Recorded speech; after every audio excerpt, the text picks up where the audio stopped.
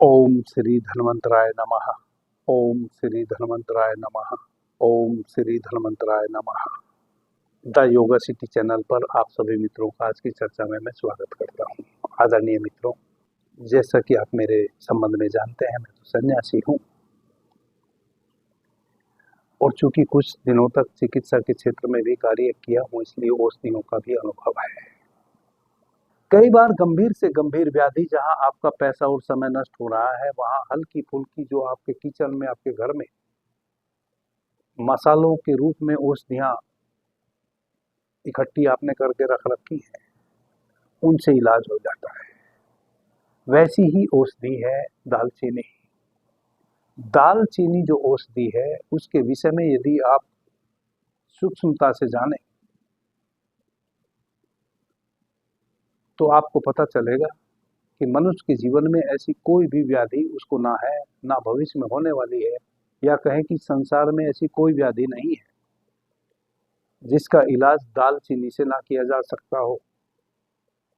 बस जरूरत केवल इतनी है कि दालचीनी को कितने अनुपात में लेना है और किस अनुपान के साथ लेना है और कौन सी सहयोगी औषधि के साथ कितनी मात्रा में उसका मिश्रण करके लेना है, यह भर हमें थोड़ा सा ज्ञात हो जाए तो किसी भी समस्या का निदान हम, यानी कि व्याधि का, बीमारी का इलाज बहुत आसानी से घर बैठे कर सकते हैं। आज मैं दालचीनी से कुछ गंभीर बीमारियों का इलाज कैसे करें, उसके कुछ उपाय आपके समक्ष बताने वाला हूं। सर्वप्रथम तो एक ऐसी व्याधि है जिसको हम बवासीर कहते हैं। यह एक गुप्त रोग है। गुप्त रोग इस कारण से है क्योंकि जिनको भी यह हो जाता है वह इसको दूसरों को बताने में हिचकिचाते हैं, लेकिन रोग तो गंभीर है। कई बार तो इतना रक्त स्राव हो जाता है स्टूल के समय, जब बड़ी नेति के लिए हम जाते हैं, बड़ी नेति करने के समय इतना रक्तपात हो जाता है कि रोगी से उठना भी मुश्किल हो जाता है।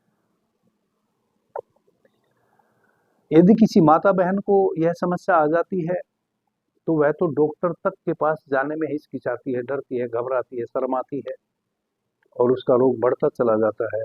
यदि लंबे समय तक बवासीर में रक्त स्राव होता रहे, जिसको अर्श बवासीर भी हम कहते हैं, और यह बहुत लंबे समय तक निरंतर होता रहे, तो हमारे शरीर में रक्त की कमी तो हो ही जाती है। इसके साथ साथ कैंसर होने के भी खतरे बढ़ जाते हैं, क्योंकि बहुत साफ सफाई से आप उस बवासीर के पॉइंट को रख नहीं सकते। मल त्याग आपको करना ही पड़ेगा और जब भी आप मल त्याग करेंगे, गंदगी उस घाव से सटेगी,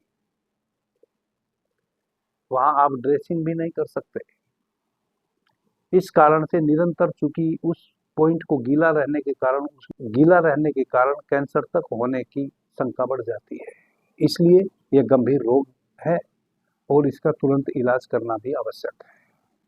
आदरणीय मित्रों, यदि किसी को बवासीर जैसी गंभीर समस्या है, रक्त बवासीर है, बार बार रक्त आता है, तो दालचीनी अमृत की तरह कार्य करती है रक्त बवासीर में। 20 ग्राम आप दालचीनी का पाउडर ले लीजिए, 40 ग्राम नाग केसर ले लीजिए। दालचीनी आपके घर में मसालों के लिए आप होती ही है। नाग केसर आपको पंसारी की दुकान पे मिल जाएगा। और 10 ग्राम आपने ले लेना है कत्था। कत्था दो प्रकार का आता है। एक तो कत्था होता है जो कत्थे की लकड़ी होती है, चूंकि खैर से कत्था बनता है, खैर का पेड़ होता है, उसकी लकड़ी होती है, उस लकड़ी से ही कत्था बनता है। तो कई बार जब हम कत्था लेने मार्केट में जाते हैं किसी पंसारी के यहाँ, तो वह खैर की लकड़ी हमें दे देता है, हमें वह नहीं लेनी है। उस खैर की लकड़ी से जो कत्था तैयार किया है, जिसको पान बेचने वाले पनवाड़ी जो होते हैं वह यूज करते हैं पान के पत्ते पे लगाने के लिए, वह बिस्किट रूप में आता है। वह कत्था आपने लेना है जो बिस्किट के रूप में आता है। तो 10 ग्राम आपने कत्था ले लेना है। 10 ग्राम कत्था मुश्किल से 50 रुपए के वह बिस्किट आएंगे। तो 20 ग्राम आपने ले लेनी है दालचीनी और 10 ग्राम ले लेना है कत्था और 40 ग्राम आपने ले लेना है नाग केसर। तीनों को ले आए, बहुत बारीक चूर्ण बनाए। बहुत बारीक चूर्ण बना के तीनों को एक साथ मिला लें। यदि खूनी बवासीर है तो एक कागजी नींबू लाए, बिल्कुल बिना दाग वाला बड़ा सा कागजी नींबू ले लें। उसको दो हिस्से में विभाजित करें, बीच में से उसको चीर लें और 2 हिस्से में उसको विभाजित कर लें। उसके बीज चाकू की नोक से निकाल लें।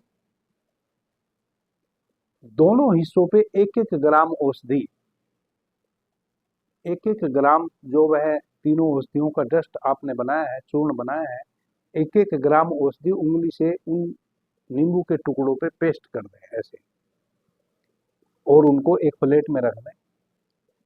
रात्रि में आप उनको खुले आसमान के नीचे कहीं भी रख दीजिए। सुबह खाली पेट सूर्य की किरण उस पे ना पड़े, सूर्योदय से पहले पहले आप उन दोनों नींबू को ले लें और जो उस पे औषधि है औषधि सहित उसको निचोड़ लें। एक चीनी मिट्टी के कप में उसको निचोड़ लें और सुबह खाली पेट आपने उसको सेवन कर लेना है। आप चमत्कार पाएंगे कि 1 दिन के सेवन करने से ही 2 घंटे बाद से आपको रक्त स्राव होना बंद हो जाएगा। इस प्रकार से इस औषधि का सेवन आप 1 सप्ताह निरंतर करें। केवल खाली पेट सुबह में आपने सेवन करना है। 1 सप्ताह तक निरंतर आप सेवन करें। बवासीर के जो मस्से हैं, यदि मस्से उभर के बाहर आए हुए हैं या नहीं भी आए हुए हैं तो एक कार्य और करें। एक बैद्यनाथ कंपनी का काशी सादी तेल आता है, काशी सादी तेल, काशी सादी तेल का नाम है। वह आप बैद्यनाथ कंपनी का ले आए। 1 बूंद तेल जहां भी मस्सा अंकुर की तरह आपको बाहर दिखाई देवे, उस पे आप दिन में 2 बार मसाज करें उंगली से। यह बहुत एसिडिक तेल होता है। उस मस्से पे यदि आप हल्का हल्का मसाज करेंगे तो पता चलेगा कि 7 दिन में ना जाने वह मस्सा कहाँ चला गया। वह मस्सा या तो दब जाएगा और यदि बहुत बड़ा उभर के आया हुआ है तो वह धीरे धीरे सूख जाएगा और झड़ जाएगा। 7 दिन में नहीं झड़ेगा तो 10 दिन में झड़ जाएगा, लेकिन वह झड़ जाएगा, वह बचेगा नहीं, गारंटी है। तो काशी सादी तेल यदि मस्सा बाहर आया हुआ है उस पे आप अप्लाई करें। अगर मस्सा बाहर नहीं है तब फिर कोई आवश्यकता नहीं है। इस प्रकार से खूनी बवासीर का यह इलाज हो गया। यदि बवासीर बादी है, खून तो नहीं आता है लेकिन अंगूर के गुच्छे की तरह बाहर अंकुर निकले हुए हैं और वह दर्द करते हैं, पीड़ा करते हैं, वैसी अवस्था में क्या करें? इसी योग को, वह जो चूर्ण आपने बना के रखा है उसमें से 3 ग्राम चूर्ण सुबह में और 3 ग्राम चूर्ण शाम को 1 गिलास पानी में घोलें और पी जाए, सुबह खाली पेट और रात्रि में सोने के समय। यदि कॉन्स्टिपेशन है, चूंकि बादी बवासीर के जो अंगूर की तरह अंकुर बाहर निकल जाते हैं, वह तभी निकलते हैं जब आपको कॉन्स्टिपेशन रहता हो।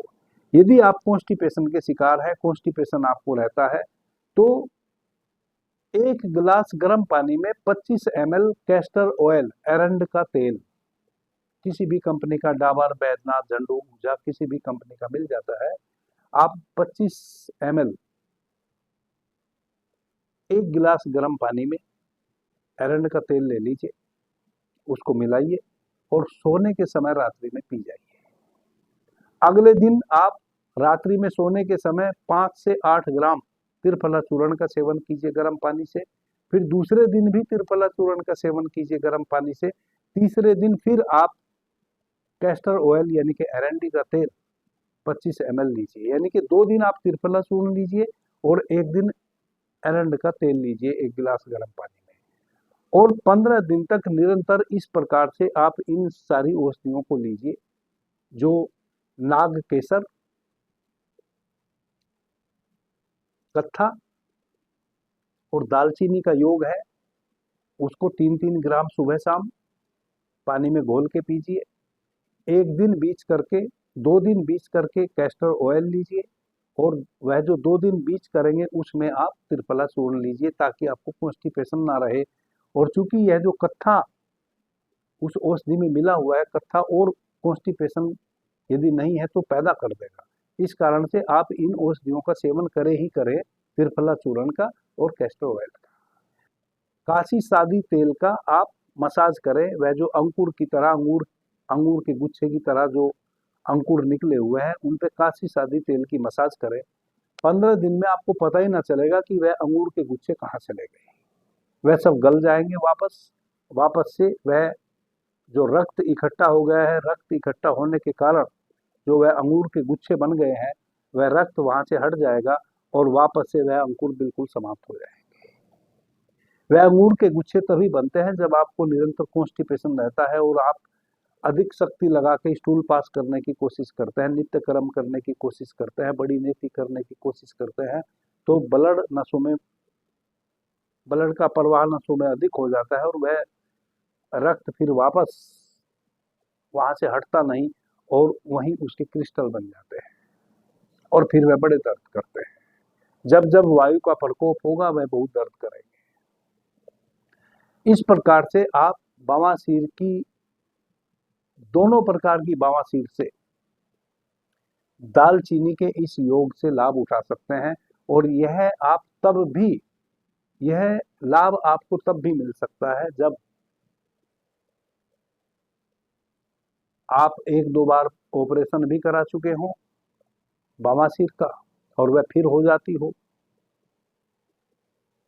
कहने का अभिप्राय यह है कि जब आप बवासीर, रक्त बवासीर या बादी बवासीर से वर्षों से परेशान हो, थक चुके हों ट्रीटमेंट कराते कराते भी, या कोई माता बहन को यह समस्या है और वह शर्म से डॉक्टर के पास भी नहीं जाना चाह रही है, उनके लिए तो यह अमृत से कम नहीं है। किसी को पता भी नहीं चलेगा और वह उस खतरनाक व्याधि से मुक्त भी हो जाएंगे। यही योग एक चीज में और कार्य करता है।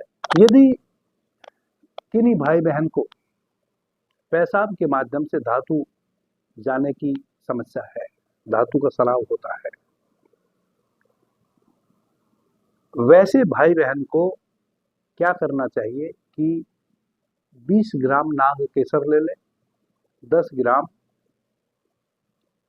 दालचीनी का पाउडर ले लें, बहुत बारीक पीस लें। दालचीनी पाउडर के रूप में मिल जाती है, नहीं तो आप दालचीनी लाके पाउडर बना लें। तो 10 ग्राम दालचीनी का पाउडर खूब बारीक पीस ले खरल में। कभी भी औषधियों को मिक्सी में नहीं पीसना चाहिए, क्योंकि कोई भी औषधि को जब आप मिक्सी में पीसेंगे तो वह गर्म हो जाएगी। गर्म होने के बाद उसकी 50% शक्ति खत्म हो जाती है। तो हमेशा खरल में ही पीसें, इमाम जस्ते में कूटें, धूप में सुखा के।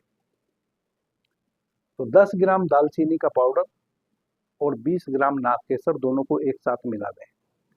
जिन माता बहनों को, जिन भाइयों को पेशाब के माध्यम से ऐसा लगता हो कि कुछ ना कुछ धातु का स्राव होता है, जैसे पुरुषों को पेशाब के माध्यम से वीर्य का स्राव होता है जिसको हम कहते हैं धात गिरना, और स्त्रियों को श्वेत परदर, रक्त परदर, ये 2 की शिकायत होती है, वैसी अवस्था में दालचीनी और नाग केसर के इस योग को इस प्रकार से बना लें 10 ग्राम और 20 ग्राम के रेशियो से, और इसकी 10 खुराक बनाएं।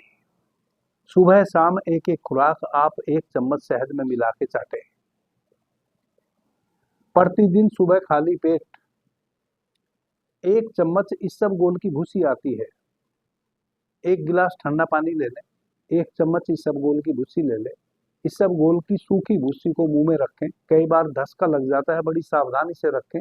जब उसको मुंह में रखें तो एकदम से जोर से श्वास ना ले, जोर से श्वास लेंगे तो वह आपकी श्वास की नली में फंस जाएगी और आपको धक्का लग जाएगा, आप बहुत परेशान हो जाएंगे। मुंह में आहिस्ता से रखें, इस बात का ध्यान रखते हुए कि एकदम जोर से श्वास आपने नहीं लेनी है, और 1 गिलास पानी का सेवन करना है। यानी कि इसबगोल को फुला के नहीं लेना है, उसको हमारे पेट में जाके फूले वह, उसको सूखा ही पानी के साथ निगल लेना है। अब वह हमारे पेट में जाके फूलेगी। तो सबसे पहले जिनको लिकोरिया की समस्या हो और जिन भाई बहनों को पेशाब में धातु जाने की आशंका हो, वह सर्वप्रथम सुबह खाली पेट 1 चम्मच इसबगोल ताजे पानी के साथ निगल ले। उसके बाद जो 10 खुराक हमने बनाई है 20 और 10 ग्राम के रेशियो में नाग केसर और दालचीनी की, 1 चम्मच शहद ले लें। 1 चम्मच शहद में 1 पूड़िया, 10 पूड़िया बनावें, उसमें से 1 चम्मच शहद के साथ 1 पूड़िया खोलें, उसमें पेस्ट बनाएं और चाट लें। आधे घंटे तक कुछ भी ना खाएं पिए। रात्रि में सोने के समय फिर इसी प्रकार से 1 पूड़िया खोलें, 1 चम्मच शहद में 1 पूड़िया को मिलाएं, पेस्ट बनाएं और चाट लें। 5 दिन में ही धातु बहना बंद हो जाएगी। यदि पुराने समय से बह रही है तो भी बंद हो जाएगी। यदि लंबे समय से आपको धातु स्राव हो रहा है पेशाब के माध्यम से, तब आप इसको 40 दिन कंटिन्यू करें।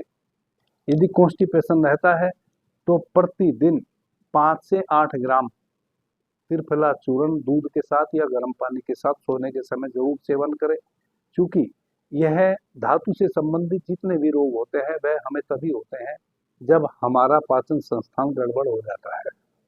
थोड़ा सा भी यदि कॉन्स्टिपेशन रहेगा, गैस बनेगी, कब्ज रहेगा, तब औषधि डाइजेस्ट ही आपको नहीं हो पाएगी और पेट की गर्मी के बढ़े रहने के कारण जो मूल समस्या है जिसके लिए आप औषधि का सेवन कर रहे हैं उसमें कोई कमी नहीं आएगी।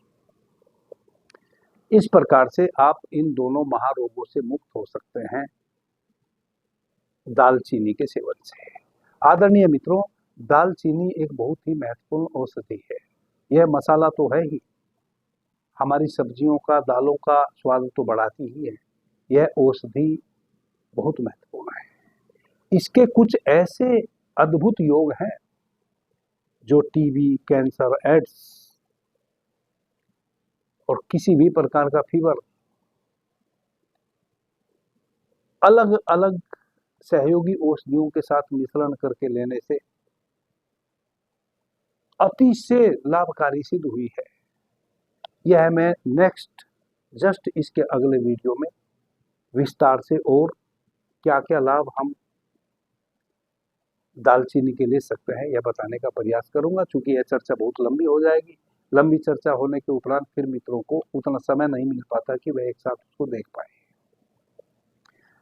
अभी के लिए इतना ही। आपने मुझे ध्यान से, प्रेम से सुना, उससे मैं बहुत अनुग्रहित हूँ। सभी मित्रों को मेरा प्रणाम, धन्यवाद।